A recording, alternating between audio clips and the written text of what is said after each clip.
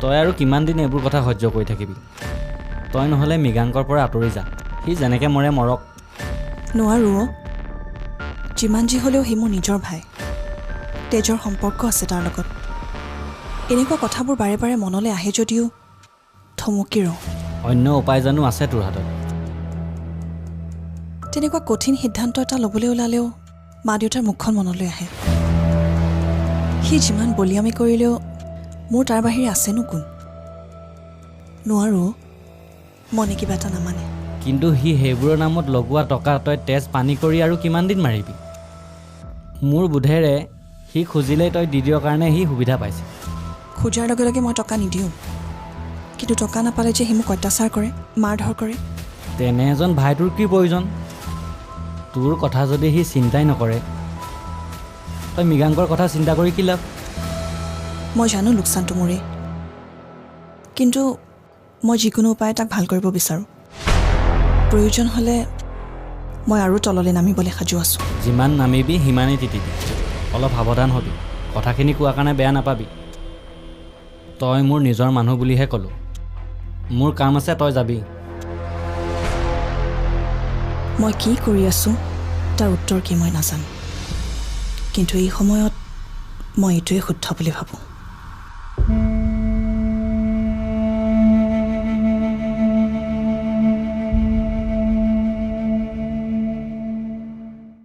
তই আহিবি বুলি অৰ্ণৱৰ মুখত শুনাৰে পৰা মোৰ মনটো কিবা এটা ভাল লাগি আছিলে নিজৰ মানুহবোৰ লগত থাকিলে কিবা এটা সাহস পোৱা যেন লাগে বা কি হ'ল আৰু তই মোক লৈ সাহস পোৱা হ'লি যে নহয় ঘৰৰ মানুহবোৰ সদায় নিজৰ নহয় জানো যেনেদৰে তই মোক আৰম্ভণিৰ পৰা সদায় প্ৰটেক্ট কৰি আহিছ বিকাশক মৰা সেই কিকটোৰ কথা মনত নাই আৰু যে মই মৰাৰ পিছত তই যে ভয়তে মোক লৈ পলাইছিলি কেনেকুৱা কাণ্ড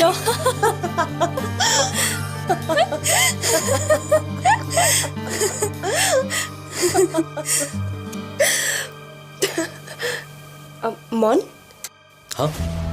এয়া মোৰ ভণ্টি ৰশ্মি হাই তই মোক ভিন্দৰ লগত আকৌ চিনাকি কৰাই দিছ যে ৰশ্মি তোক মনে হাই কৈছে হেল্ল' ভিন্দৰ ভালে আছে ভালে তুমি আজি আমাৰ তাত আহিছা আগতে হোৱা নাই নেকি একচুৱেলি মন ৰশ্মিৰ কলেজ থাকে আৰু লগতে এছাইনমেণ্টছবোৰো থাকে সেইকাৰণে তাই আহিবৰ কাৰণে সময় পোৱা নাছিল আৰু দেউতাওতো ঘৰত অকলে থাকে ন আচ্ছা তুমি কি পঢ়ি আছা মই বি এ ফাইনেল দিম এবাৰ জিঅ'গ্ৰাফীত মেজৰ আছে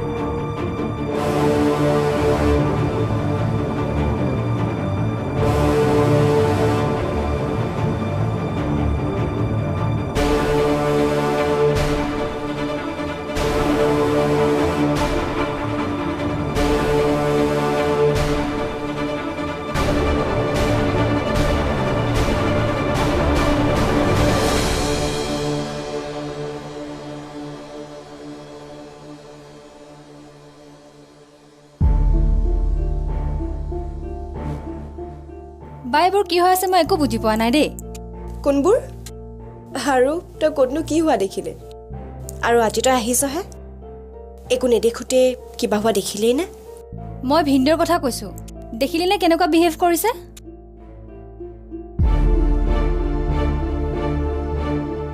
ক'তনো কেনেকুৱা বিহেভ কৰিলোঁ চবটো ঠিকেই আছে তইহে জান আৰু কি দেখিছ আচলতে কি জান কোনো মানুহে কাকো ইমান ভাল পাবই নালাগে যেনেদৰে তই আজি বায়ৰক লৈ চিন্তা কৰি প্ৰশ্নবোৰ কৰি আছ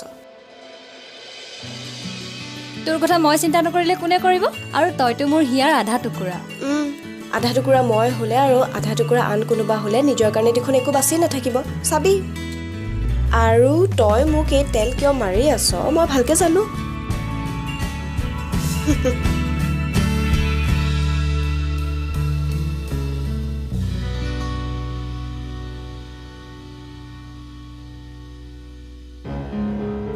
কি হ'ল তই আজি অফিচত নাযাওঁ নেকি অঁ এই ৰশ্মিক আনিবলৈ গৈছিলোঁ যে যাওঁ আৰু পিছে মন তোৰ লগত মোৰ কথা কেইটামান পাতিবলগীয়া আছিল মই কথাটো যেতিয়াই উলিয়াম বুলি ভাবোঁ আমাৰ ঘৰৰ পৰিয়ালৰ কোনোবা নহয় কোনোবা লগত থাকেই তোৰ আজি আকৌ কি কথা ওলাল চা মন তই যিবোৰ কৰিবলৈ ওলাইছ সেইবোৰ মই মানি ল'ব পৰা নাই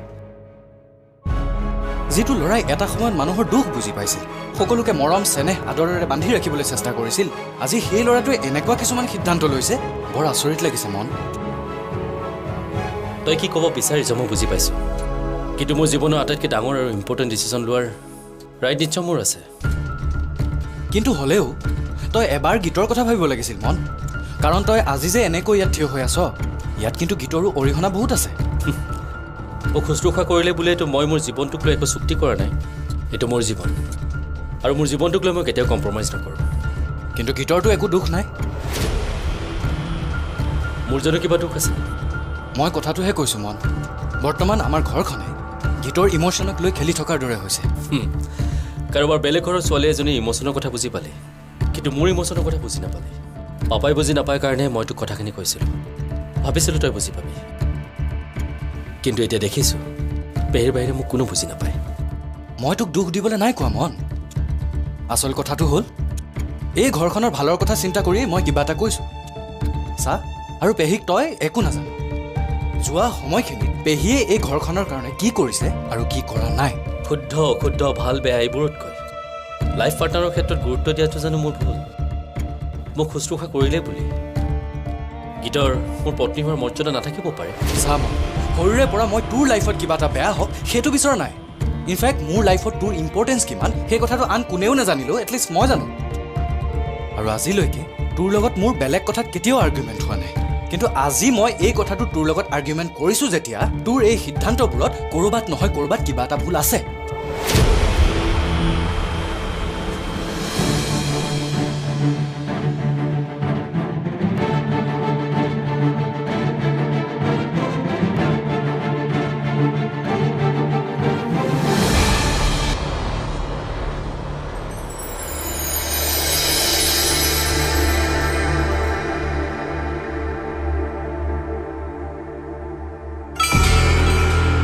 ভনীয়েৰে আহিছে মনৰ লগত দেখোন এপাক ফুৰি আহিব পাৰা তাকে ভাবিছোঁ তোমাৰ মনটো মৰা দেখোন কিবা হৈছে নেকি একো নাই পেহী ইয়াত কিবা অসুবিধা পালে ক'বা মন মোৰ একান্ত বাধ্য মই যি কওঁ যেনেকৈ কওঁ আখৰে আখৰে পালন কৰিব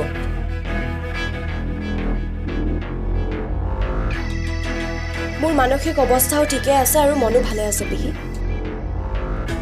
বাহিৰৰ মানুহটো দেখিলে ভিতৰৰ মানুহটোৰ উমান পাব পাৰি বাৰু সেইবোৰ বাদ দিয়া তুমি কি সদায় এনেকৈ থাকিম বুলি ভাবিছা নেকি আপুনি কিহৰ কথা কৈছে পেহী নাই এই চাহ তাহ কিবা ৰশ্মিও আহিছেতো হৌ আপোনাৰ তাৰমানে চাহ খাবলৈ মন গৈছে ৰ'ব মই কৰি দিছোঁ বৌ চাহ কৰিবা নেকি মোলৈ একাপ দিবা অৰ্ণৱ ৰশ্মি আহিছে নহয় আজি খানা কিন্তু একদম মজা হ'ব লাগিব হয় নেকি তেতিয়াহ'লে আপোনাক লৈ ঘাটলৈ যাওঁ ডাঙৰ মাছ এটা লৈ আহোঁ যোৱা যোৱা পেহীৰ আকৌ ঘূৰা ফুৰাৰ খুব চখ নহয় ব'লা এপাক ফুৰি অহাও হ'ব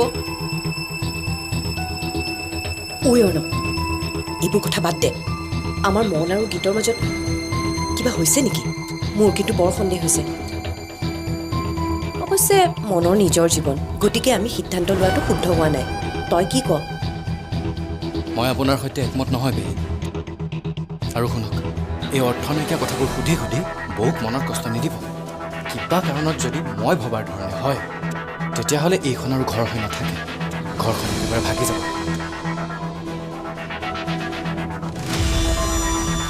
ইছ একেবাৰে ঘৰৰ চিন্তা কৰা মেইন মালিকটো সিহে চপনীয়াৰ ঘৰৰ প্ৰতি দায়িত্ব বেছি আমি যেনেকৈ নাভাবোৱে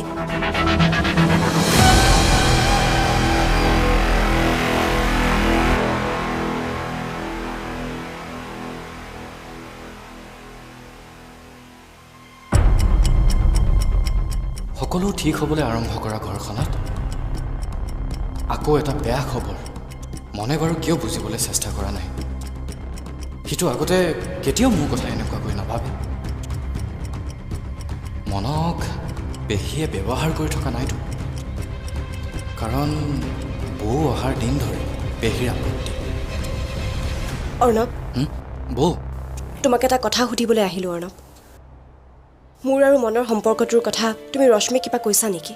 নাই কোৱা। ভালেই কৰিছা। ঘৰত কথাটো কোনোপধ্যে গম পাব নালাগে। কথাটোত মই যিমানখিনি কষ্ট পাইছোঁ, দেউতা বা ৰশ্মিয়ে গম পালে বেছি কষ্ট পাব। তুমি আনৰ খবৰ ৰাখোঁতে ৰাখোঁতে নিজৰ খবৰ ৰাখিবলৈ পাহৰিয়ে যোৱা। আনে কিমান কষ্ট পাব, কিমান দুখ পাব, সেইবোৰ কথাই চিন্তা কৰি থাকা। কেতিয়াবা তুমি নিজকে অকণমান হ'লেও কেয়াৰ কৰিছানে? লাহে লাহে সকলোবোৰ সহ্য কৰিব পৰা হৈ গৈছোঁ অৰ্ণৱ। নিজৰ বাবেতো সকলোৱে জীয়াই, কিন্তু আনৰ বাবে জীয়াই থাকিব পৰাৰ মাদকতাই বেলেগ। মানুহৰ দুখবোৰ হেৰুৱাবোৰ খুচৰাটো এক প্ৰকাৰৰ তৃপ্তি আছে। মই শাৰী শাৰী জিকিব বিচাৰোঁ অৰ্ণৱ। তুমি মাত্ৰ কথাবোৰ ৰশ্মিক নক'বা। সময় আহিলে মই তাইক নিজেই ক'ম। কিন্তু এনেদৰে দুখবোৰ গোপনে সাঁচি ৰাখিবলৈ তোমাৰ আৰু কষ্ট নহ'বনে? কিয়? তোমাক কোৱা নাই জানো? তুমি বৰ আচৰিত। আচলতে আমাৰ ঘৰখনে তোমাক দিবলগীয়া মৰ্যাদাখিনি দিব পৰা নাই, আৰু মনে তোমাৰ ওচৰত অজানিতে কৰা অন্যায়ৰ বাবে মই তোমাৰ ওচৰত হাত জোৰ কৰি ক্ষমা খুজিছোঁ। তুমি হাত জোৰ নকৰিবা অৰ্ণৱ। আজিৰ দিনত মনে যে তোমাৰ দৰে এজন প্ৰকৃত বন্ধু পাইছে, সেইটো তেওঁৰ বাবে ভাগ্যৰ কথা। মোৰ সেইটো কথাই বৰ ভাল লাগে। যি মানুহৰ তোমাৰ দৰে এজন বন্ধু থাকে, সেই মানুহৰ লগত কেতিয়াও বেয়া হ'ব নোৱাৰে। মই যদি কওঁ তোমাৰ দৰে পত্নী পোৱাটো মনৰ ভাগ্য, মোৰ কেতিয়াবা ভয় লাগে। কি জানা, তুমি কিবা কথাত যদি এই ঘৰখন এৰি গুচি যোৱা, তেতিয়াহ'লে কি হ'ব বাৰু? তেতিয়াতো এখন ঘৰ হৈ নাথাকে। জেঠু আকৌ এবাৰ ভাঙি পৰিব, আৰু মনে উপলব্ধি কৰিব যে সি আচলতে জীৱনৰ পৰা কাষ হেৰুৱাইছে। সহ্য কৰিব পৰালৈ নিজৰ কাম আৰু দায়িত্বৰ পৰা বিচলিত নোহোৱাকৈ মই কৰি যাম। মনৰ পৰা মই কোনোদিনো একো আশা কৰা নাছিলোঁ অৰ্ণৱ, আৰু আজিও কৰা নাই। কিন্তু এটাই মাত্ৰ ভয় আছে, সেই সামাজিক চিনাকিটো হেৰুৱাৰ ভয়। তুমিতো জানাই অৰ্ণৱ, মই এজনী সাধাৰণ ঘৰৰ ছোৱালী। মনৰ নামত লোৱা এই কপালৰ সেন্দুৰ মই মৃত্যুৰ আগমুহূৰ্তলৈ পিন্ধি থাকিবলৈ বিচাৰোঁ। চাম্বি থাকিও উকা কপালেৰে জীয়াই থাকিবলগীয়া দিন যাতে মোৰ জীৱনলৈ কেতিয়াও নাহক। এইখন ঘৰৰ বাবে তোমাক বহুত প্ৰয়োজন বৌ, আৰু মনেতো গমেই নাপায় তাৰে নতুন জীৱন কাৰ দান। তোমাৰ চকুৰ সন্মুখতে এই ঘৰখন ভাঙি যাবলৈ নিদিবা বৌ। মই বৰ কষ্ট পাম। মই মনক বুজাম, প্ৰয়োজন হ'লে 100 বাৰ বুজাম, আৰু মই জানো তুমি ধৈৰ্য ধৰিব পাৰিবা। সময়বোৰ সলনি হ'ব চাবা।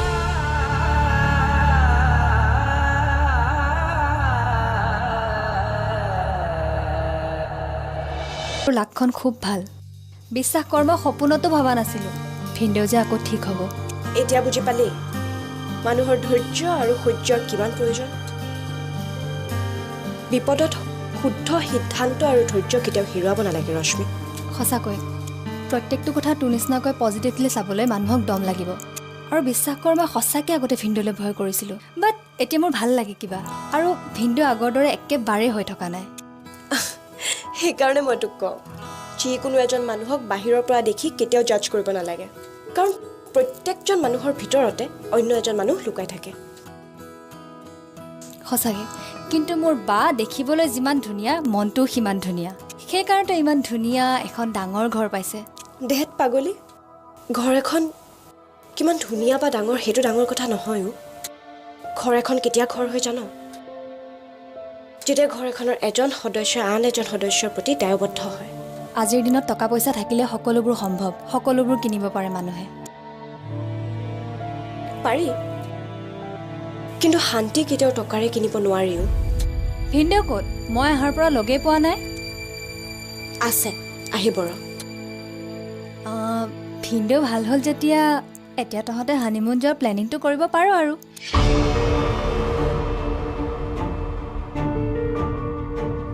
মই সোনকালে মাহী হ'ব লাগে দেই।